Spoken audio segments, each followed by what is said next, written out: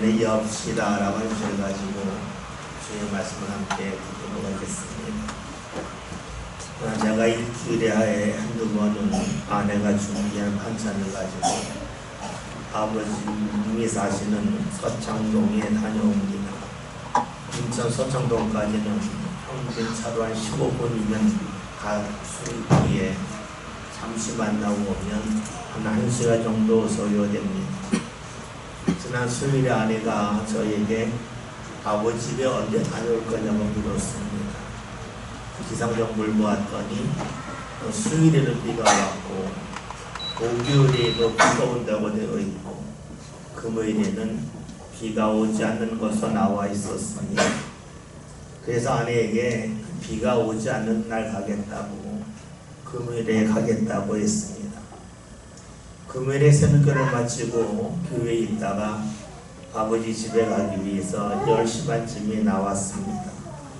집으로 가는데 장대비가 쏟아졌습니다. 제가 스스로 이런 마음 가졌으면 이럴 줄 알았으면 목요일날 갈 걸 괜히 금요일에 간다고 했다 하는 마음이 들었습니다. 집에 갔더니 아내도 웃으면서 저보고 이럴 줄 알았으면 어제 갈 걸 그랬죠 라고 얘기하는데 아직 마음이 뭉클해 있습니다. 가까운 거리지만 비가 올 때 가는 것보다 비가 오지 않을 때 가는 것이 좋았기 때문입니다. 집에서 갈 준비를 하고 11시경에 집에서 나왔는데 거짓말처럼 비가 멈췄고 하늘이 맑았습니다. 불과 30분 전만 해도 하늘이 어두웠고 장대비가 내렸는데 언제 그러냐는 듯이 햇볕이 내리쬐고 그리고 아주 날이 맑았습니다. 그 순간 저도 모르게 어제 안 가고 오늘 가길 잘했다 하는 생각이 들었습니다. 제가 수요일에 결정한 것이 옳았다는 그런 마음이 들었기 때문이죠. 즐거운 마음으로 운전하고 가는데 한 5분쯤 지났더니 중앙병원 앞에 이르게 되었습니다. 갑자기 또 장대비가 내렸습니다. 하늘은 어두웠고 비가 쉽게 멎을 것 같지 않았습니다. 그 순간 또다시 어제 갈 걸 괜히 오늘 간다고 했다 하는 마음이 들었습니다. 아버님 집에 갈 때 반찬이 있는 그런 가방이 있고 간식 있는 가방이 있는데 가방 두 개에다가 우산을 쓰고 들어가면 비거를 맞을 것이 분명했기 때문입니다. 그런데 거짓말 같은 일이 일어났습니다. 아버지 집에 갔는데 비가 멎었습니다. 하늘이 아주 맑았습니다. 웬일인지 비가 멎으면서 오늘 잘했다 또 그런 마음이 들었습니다. 아버님을 한 20분 뵙고 집에서 아버지 집에서 나오는데 한 5분쯤 지나 또다시 장대비가 내립니다. 그 순간 제가 어떤 생각을 했겠습니까? 이제는 더 이상 예측하지 말자. 2번이나 그런 일이 있었는데 예측하지 말자 그랬습니다. 왜냐하면 지금 저는 차 안에 있었고 차에서 내릴 그때에 비가 올지 안 올지 아무도 모르는데 미리 예측해서 걱정할 필요가 없었기 때문입니다. 그러자 마음이 평안해졌습니다. 장대비가 내리면서 차가 많이 막혀서 보통 때보다 좀 늦게 왔습니다. 그런데 또 재밌는 일은 집 앞에 왔더니 해가 났습니다. 제가 그 일을 경험하면서 많은 생각을 했습니다. 아버지 집에 가면서 비가 내리는 걸 보면서 이런 날씨라면 이런 하늘이라면 아버지 집 도착할 때 10분 후에 비가 내릴 거라고 확신했지만 그 확신은 아버지 집에 갔을 때에 다 무너졌습니다. 또 아버지 집에서 나올 때도 하늘이 맑았기 때문에 비가 더 이상 오지 않을 거라고 여겼는데 그 예상은 보기 좋게 또 어긋났습니다. 제가 비가 올 거다 비가 오지 않을 거라 할 때는 그냥 기분을 갖고 한 것이 아니었습니다. 하늘을 보았습니다. 구름이 없으니까 10분 후에는 비가 안 올 거야. 하늘을 보았더니 먹구름이 짙게 꼈으니까 10분 후에는 비가 올 거다라고 이야기했습니다. 분명한 근거가 있었습니다. 근거를 가지고 생각을 했습니다. 그런데 제가 보고 생각한 근거는 제 생활과 맞지 않았습니다. 저도 모르게 웃음이 났습니다. 웃은 이유는 제가 집에서 갈 때 또 올 때에 비가 왔지만 내릴 때 비가 내리지 않았기 때문이 아닙니다. 함부로 예측하지 말아야겠다. 내가 예상하는 것이 이렇게 쉽게 어긋나다니 하는 마음이 들면서 저에 대해서 저도 모르게 헛웃음이 나고 말았습니다. 제가 그랬던 것처럼 사람들은 주위에서 일어날 일을 보면서 앞으로 어떤 일이 일어날 거라고 예상을 합니다. 이런 일이 일어날 가능성이 상당히 높다고 말을 합니다. 내가 본 것이 있고 내가 경험한 것이 있고 그것을 가지고 분석했기 때문입니다.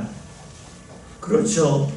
우리가 무언가 말할 때에는 나름대로 근거가 있습니다. 그런데 그 근거대로 삶이 움직여지더냐 하는 것입니다. 반대로 우리가 내가 지금까지 보지 못한 것이라면, 경험하지 아니한 거라면, 생각하지 아니한 것이라면 그런 일은 일어날 가능성이 거의 없다고 말합니다. 무엇을 말합니까? 사람은 철저하게 자기 중심적이라는 겁니다. 내가 보고 내가 경험한 것을 잣대로 판단하고 예상한다는 것이지요. 그런데 여러분, 내가 본 것이 얼마나 많겠습니까? 내가 경험한 것이 얼마나 크겠습니까? 나는 충분히 경험했다고, 나는 많은 것을 보았다고 여깁니다. 마치 제가 하늘을 보면서 먹구름이 짙다, 먹구름이 얼마나 많길래 이렇게 어두울까, 비가 계속 올 거라고 생각했던 것처럼 우리도 그렇게 생각합니다. 그런데 실제로 저는 먹구름이 얼마나 두툼한지, 두꺼운지, 그리고 먹구름이 얼마나 빠르게 움직일지, 바람에 따라서 구름이 어떻게 이동할지 전혀 몰랐습니다. 그럼에도 저는 구름을 보면서 10분 후에 비가 올 거라고, 맑은 하늘 보면서 10분 후에는 비가 오지 않을 거라고 생각했습니다. 그러면서 제가 깨달은 게 있습니다. 정말로 나라고 하는 대상은 우리들이 말한 존재가 아니다 하는 것이었습니다. 나를 믿고 싶은데 그날 경험하는 것으로 보아서는 저는 믿을 만한 대상이 아닙니다. 여러분, 그래요. 내가 옳다고 생각하고 주장하는 것이 있는데 거기에 갇히면 앞으로 어떤 일이 일어날 가능성이 있다고 하는 것을 스스로 제안합니다. 그런데 내 생각이 옳지 않다고 인정한다면, 나의 부족함을 내가 받아들인다면, 성경 말씀대로 한다면, 예수님 말씀처럼 내가 나를 부인하면 내가 맞이할 앞날은 크게 확장이 됩니다. 제가 아버지 집에 갈 때에 본 맑은 하늘은 10분 동안 이어질 거라고 100% 생각했지만 그러하지 않았습니다. 제가 그런 마음을 갖지 않았다면 마음이 전혀 흔들리지 않았을 겁니다. 걱정하지도 않았을 것입니다. 여러분, 그렇습니다. 지금 내가 보고 내가 무언가 판단하는 것이 분명하다고 여기는 그 자리에서 벗어날 때 비로소 우리는 근심과 걱정에서도 벗어날 수 있습니다. 다시 말해서 나를 주장하지 아니할 때에 내 앞에 다가올 미래와 내 앞에 펼쳐질 가능성은 크게 열려집니다. 이렇게 생각해 보니까 제가 아버지 집에 갈 때 내렸던 비는 문제가 아니었습니다. 비를 대하는 저 자신이 문제였습니다. 엄밀하게 말하면 비는 제가 아닙니다. 제가 마주하는 대상입니다. 내 몸은 내가 움직일 수 있지만 내가 마주하는 대상은 내 힘으로 움직일 수 없습니다. 내가 마주하는 대상은 내가 움직일 수 없기 때문에 내가 예측할 수도 없고 예상할 수도 없습니다. 그러하다면 지혜롭지 못하겠죠. 내가 아니기 때문에 내 생각과 내 예상대로 움직일 수 없습니다. 그럼에도 우리는 살아가면서 내가 아닌 내가 마주하는 대상을 안다고 여깁니다. 그리고 그 대상을 예상하고 예측을 합니다. 그러면서 또다시 걱정도 하고 근심도 합니다. 내가 제대로 모른다고 인정하면 걱정할 일도 없고 근심할 일도 없겠지만 모르면서 안다고 여기기 때문에 우리가 우리 자신을 힘들게 만듭니다. 나의 감정을 상하게 만듭니다. 나를 지치게 만듭니다. 때로는 나를 무너뜨리기도 합니다. 오늘 성경에서는 이런 이들의 모습을 말씀해주고 있습니다. 본문 말씀 함께 보겠습니다. 시험을 참는 자는 복이 있나니 이는 시험을 두려워하는 자가 주께서 자기를 사랑하는 자들에게 약속하신 생명의 열망을 얻을 것이니 때문이라. 아멘. 오늘 우리는 야고보서 1장 12절에 있는 말씀을 보았습니다. 본문은 시험을 참는 자가 복이 있다라고 말씀합니다. 여기서 시험은 다른 말로 하면 유혹입니다. 가야 할 길로 가지 못하도록 막는 유혹을 참는 사람이 복이 있다라고 말씀하고 있습니다. 우리는 흔히 내가 가야 할 길로 가지 못하는 이유가 나 자신이 아닌 내가 마주하는 대상 때문이라고 생각합니다. 그래서 사람들이 환경이 중요하다고 말을 하죠. 간혹 청소년기에 자녀들이 잘못된 길로 갈 때가 있습니다. 그러면 대부분의 부모가 이렇게 말하죠. 우리 애는 착한데 친구를 잘못 만나서 좋지 못한 친구를 만나서 옳지 않은 길로 갔다고 말을 합니다. 왜 이런 말 할까요? 모든 부모는 내 자녀가 착하다고 생각합니다. 착했던 내 자녀가 바르지 못한 길로 간 것은 내 자녀에게 문제가 있는 것이 아니라 내 자녀가 마주한 친구에게 문제가 있다고 말을 하죠. 그 순간 내 자녀는 억울한 희생자가 될 뿐입니다. 잘못이 없다는 거죠. 마음에 위로받을 수 있습니다. 그런데 여러분, 여기서 물을 것이 있습니다. 그 말이 사실이라면 내 착한 자녀가 왜 착하지 않은 친구를 따라갔겠습니까? 내 자녀가 볼 때에 그 친구의 말과 행동이 멋지고 옳다고 여겼기 때문 아니겠습니까? 내 자녀가 볼 때에 마주한 친구의 행동이 잘못됐다고 하는 말이 옳지 않다고 여겼다면 결코 따라가지 아니했을 것입니다. 무엇을 말합니까? 내 자녀가 스스로 생각하는 것이 옳다고 여겼기 때문에 자신의 결정을 믿은 것이고 그렇기 때문에 친구를 따라갔다고 볼 수 있습니다. 그렇습니다.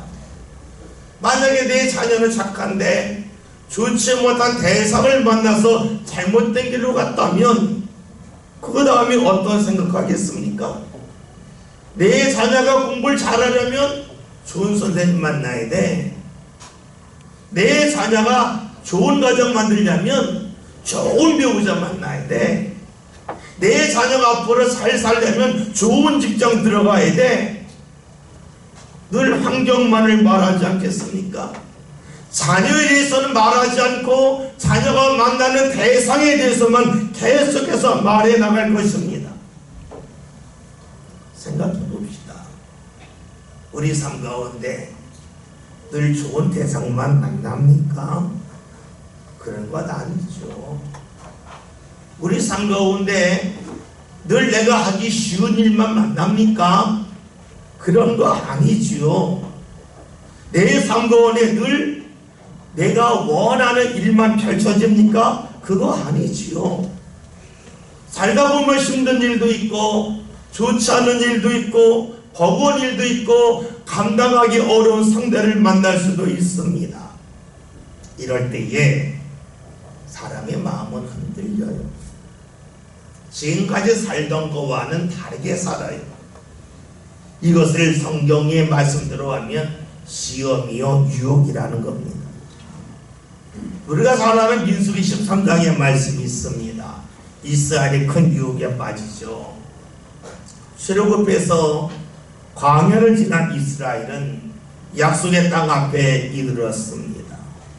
약속의 땅 앞에 갔을 때 이스라엘 사람들은 약속의 땅이 얼마나 좋은지 궁금해서 그 땅을 알아보려고 정탐꾼을 보냅니다. 왜 정탐꾼을 보낼까요? 여러분, 이스라엘 사람들은 나이 많은 사람도 있고 나이 어린이들도 있고 남자도 있고 여자도 있잖아요. 그러니까 다 똑같은 속도로 움직일 수가 없습니다. 성인 남자에 비하면 여자들은 몸의 움직이는 속도가 더디고 노인들과 어린이는 더욱더 그러합니다.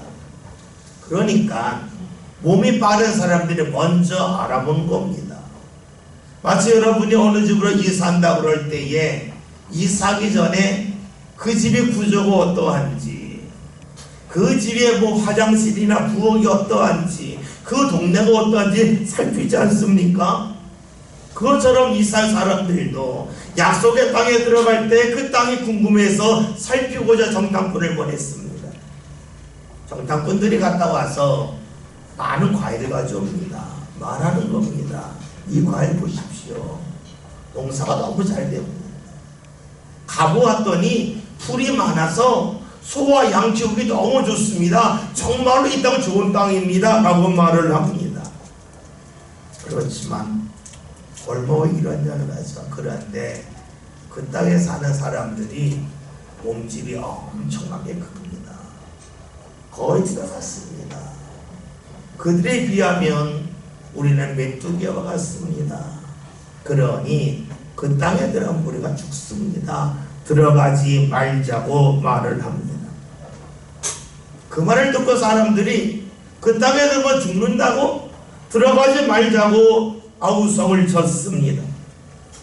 이스라엘 사람들은 자기보다 강한 상대를 만났을 때에 지금까지 움직였던 그 방법대로 더 이상 움직이지 않습니다.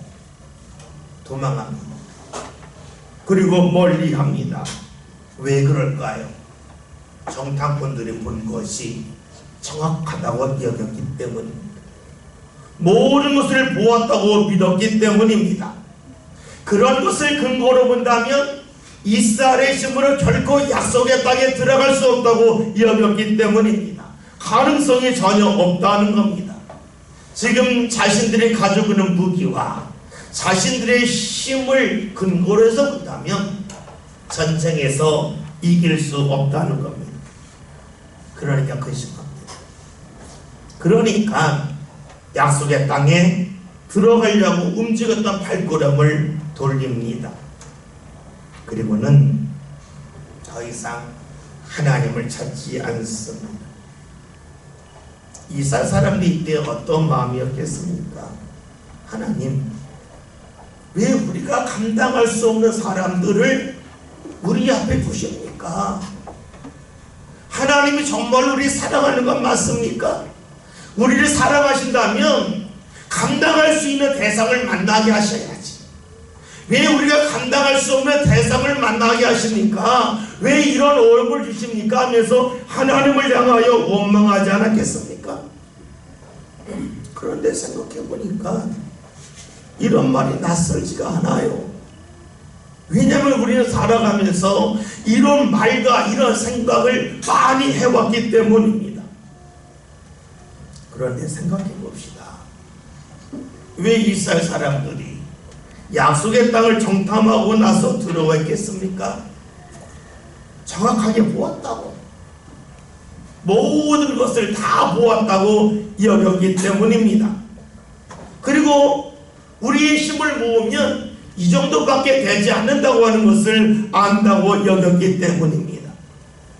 그런데 이스라엘 사람들이 자기가 본 것에 대한 확신이 없었다면, 자신들이 본 것이 틀렸다고 여겼다면 어떻게 있겠습니까? 하나님을 원망했겠습니까? 오늘 말씀대로 하면 시험에 빠지고 유혹에 빠졌겠습니까? 결코 그렇지 않습니다. 시험과 유혹에 빠지고 이를 참지 못하는 이유는 내가 본 것이 옳다고 여기기 때문입니다. 그리고 눈앞에 있는 대상을 보고 그들이 가진 무기는 모았지만 이스라엘 사람들은 하나님이 함께 하신다는 것을 전혀 보지도 않았고 잊고 있었습니다. 여러분 봅시다. 이스라엘 사람들이 시험에 빠지고 유혹에 빠진 이유가 힘든 대상을 만났기 때문이겠습니까? 힘든 대상을 만났다 할지라도 내가 본 것이 옳지 않다고 여겼다면, 제대로 본 것이 아니라고 여겼다면, 그래서 모든 것을 정확하게 보시고 주관하시는 하나님을 의지하고 바라보았다면 시험에 유혹에 빠지지 않았을 것입니다. 제가 아버지 집에 가면서 하늘이 어둡고 비가 내리는 걸 보면서 10분 후에도 계속 비가 내릴 거야. 그러니까 아버지 집 앞에 갔을 때에 내가 우산을 써야 할 거야 라고 예상하지 않았습니까? 이처럼 이스라엘 사람들도 자기보다 힘이 세고 좋은 무기를 가진 사람들을 만난다면 자기들은 질 거라고 예상했습니다. 나의 분석, 나의 판단을 믿고 따랐습니다. 그러니 싸워도 이길 수 없다고 여겼던 것이지요.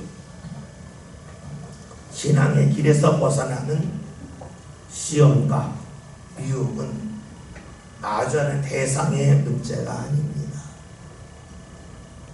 내가 옳다고 내가 판단하고 결정하고 분석하는 것이 틀림없다고 여기는 나에 대한 믿음 때문에 시험에 빠지고 유혹에 빠집니다. 그렇다면 우리가 시험과 유혹에서 벗어나는 길이 무엇입니까?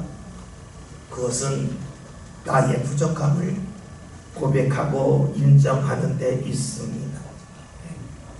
내가 생각한 대로 내 앞길이 열린 적이 얼마나 있습니까?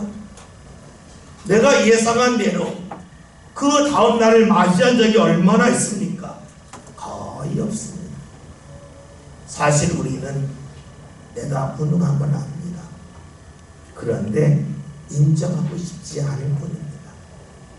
숨기고 싶을 뿐입니다. 그런데 나에게 정직하게 내가 무능하다고 하는 것을 인정할 때 비로소 우리는 하나님을 찾을 수 있고 하나님을 인정할 수 있습니다. 하나님을 인정할 수 있는 사람이 내 앞날이 내 예상과는 다르게 움직일 거라고 받아들일 수 있습니다. 오늘 성경에서는 말씀합니다. 시험을 참는 사람이 복되다 하는 겁니다. 다시 말해서 내가 옳다고 하는 생각에서 벗어나서 나는 부족하기 때문에 하나님의 도움이 필요하다고 여기는 사람에게 복이 있다고 말씀합니다. 어느 날인가부터 교회에서 기도하는 사람이 크게 줄었습니다. 헌신하는 이들도 줄었습니다. 왜 그렇습니까? 이렇게 말하죠. 할 일이 많습니다. 직장도 다녀야 되고 가정도 있고 자녀도 돌보아야 됩니다 라고 말합니다. 할 일이 많기 때문에 하나님께 기도하는 것도 힘들고 헌신하는 것도 어렵다고 말합니다. 반대로 말하면 힘들지 않으면, 바쁘지 않으면, 여유가 있으면 할 수 있다 하는 겁니다. 그렇기에 내가 바쁜데 힘든데 기도하자는 말씀이 들리면 마음이 불편합니다. 듣고 싶지 않습니다. 나도 모르게 얼굴이 찡그러집니다. 부담이 된다고 말합니다. 말씀 듣고 시험에 들었다고 말을 합니다. 이런 말하면 주위에서 고개 끄덕, 맞아. 당신 힘든데 그런 말씀 굳이 들을 필요 없어 라고 말을 합니다. 그런데 여러분, 이 모습이 약속의 땅을 정탐한 이스라엘의 모습과 비슷하지 않습니까?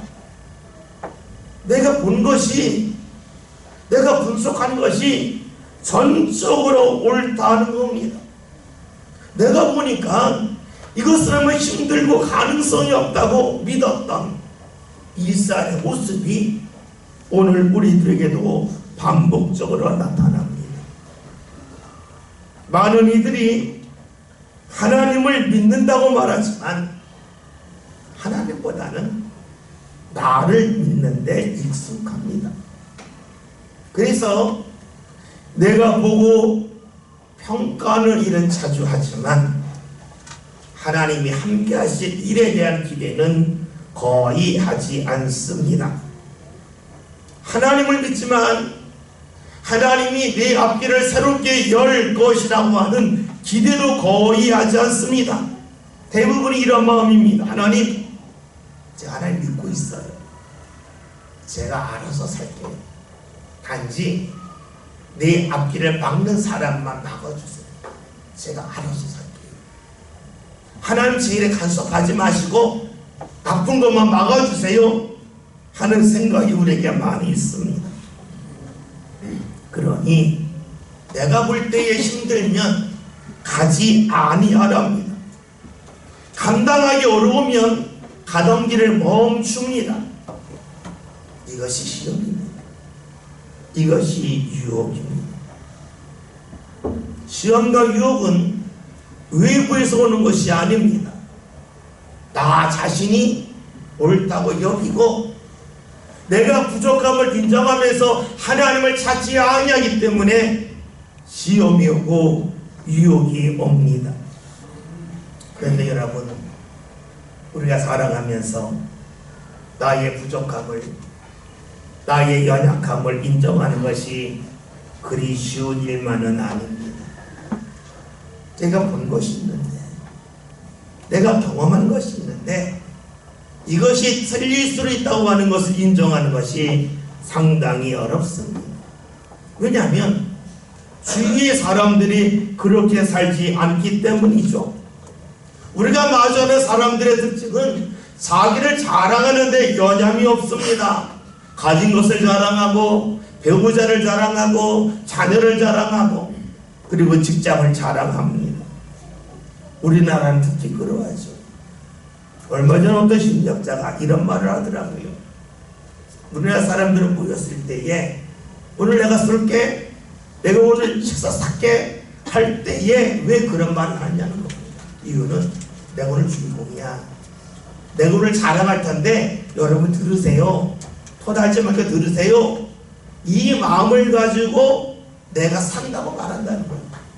다시 말하면 자랑하기 위해서라면, 나를 드러내기 위해서라면 힘들게 번 돈을 쓰는 것이 조금도 아깝지 않다는 것이 우리나라 사람들의 일반적인 모습이라는 겁니다. 그런 사회에서 내가 부족하다고, 내가 연약하다고 인정하는 것은 쉽지 않습니다. 혹 내일이 잘 되지 않거나 어려움이 있을 때에는 저 약해요, 하나님 도와주세요 라고 인정할 수 있어요. 그런데 그것이 지나서 어렵지 아니하면 하나님을 찾기가 어려워요. 나로 자랑하고 싶어요. 여러분 그렇잖아요. 여러분 어려움 없으면 교회 와서 기도해요. 지나면 안 와요. 이것이 우리의 모습입니다. 여러분 혹시 물건을 버려본 적 있으세요? 어떤 물건 버립니까?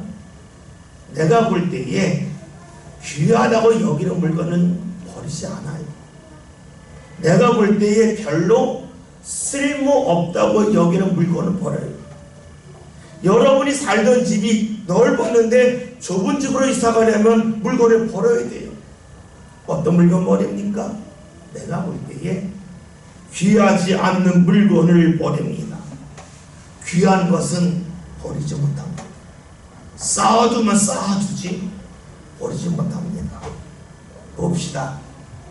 세상에서 누가 가장 귀합니까? 나 자신 아닙니까? 내가 제일 귀해요. 그렇기 때문에 나를 버리기가 힘들어요.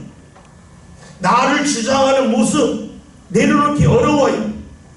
내가 옳다고 여긴 것이 틀릴 수 있다고 인정하기 어렵습니다. 이것을 계속하는 것이 힘들어요. 이를 성경에서 시련이라고 말해요. 오늘 말씀 볼까요? 다시 봅니다. 시험을 참는 자는 복이 있나니 이는 시험을 견뎌낸 자가 주께서 자기를 사랑하는 자들에게 약속하신 생명의 멸관을 얻을 것이기 때문이라. 아멘. 내가 하는 일이 잘 되는 것처럼 느껴질 때에 나를 주장하지 않고 하나님을 인정하는 것이 어려워요. 시련입니다.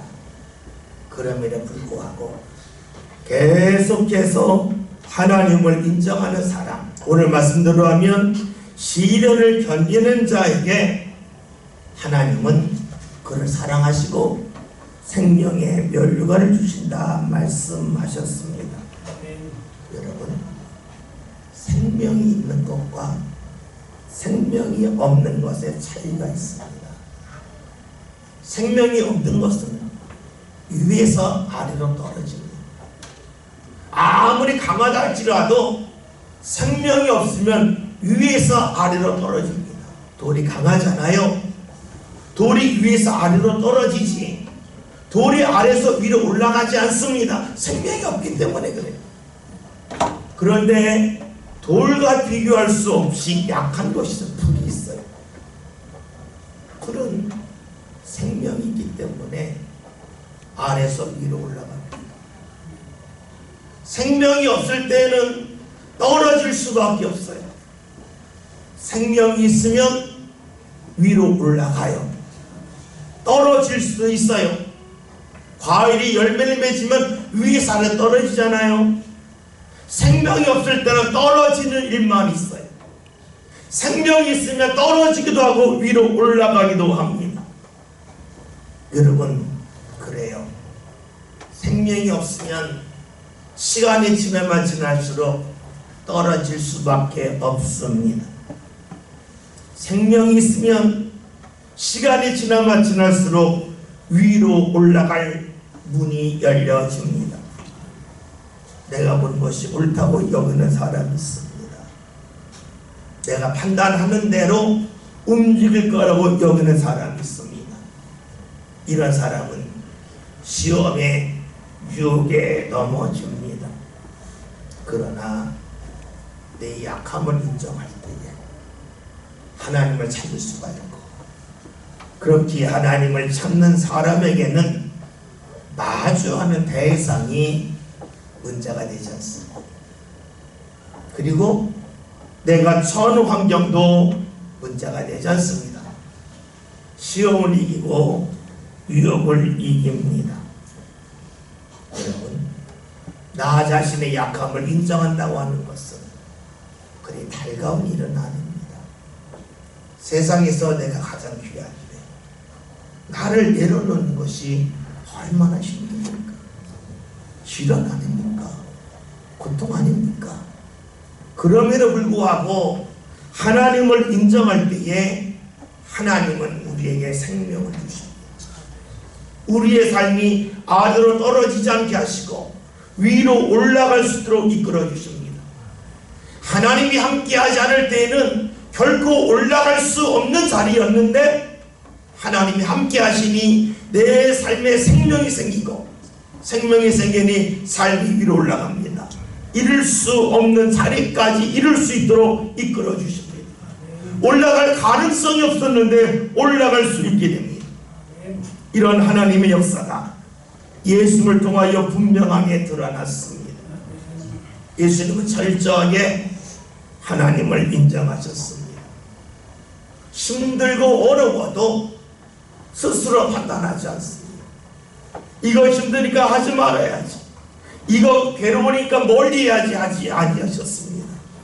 우리가 아는 것처럼 예수님은 십자가를 위해만 하지 아니하시고 하나님의 뜻에 모든 것을 맡기셨습니다.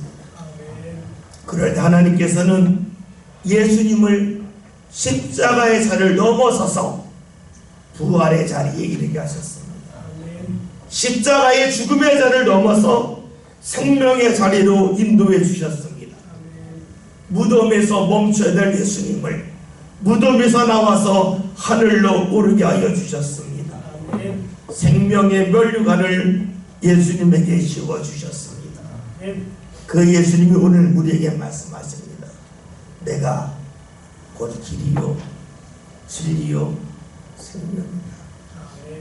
나와 함께 길을 걸어간다면 너희가 진리를 경험하는데 하나님을 경험하는데 너희가 생명을 얻는다. 너희의 삶이 아래로 떨어지지 않고 위로 올라간다. 지금까지 바라볼 수 없는 위의 자리를 향하여 올라갈 가능성이 너 앞에 열렸다고 말씀하여 줍니다. 오늘 말씀 제목이 엽시다입니다. 내 생각 속에서, 내 경험 속에서, 내 판단과 분석 속에서 이런 일에 일어날 가능성이 있다고 내 삶을 거기에 가두지 마십시오. 나의 연약함을 인정하고 하나님을 찾읍시다. 그리하여 시험과 유혹을 넘어서는 가운데 주께서 새롭게 열어주시는 생명의 자리, 은혜의 자리에 저와 여러분이 함께 이룰 수 있기를 주의 이름으로 기도드립니다. 살아계신 하나님,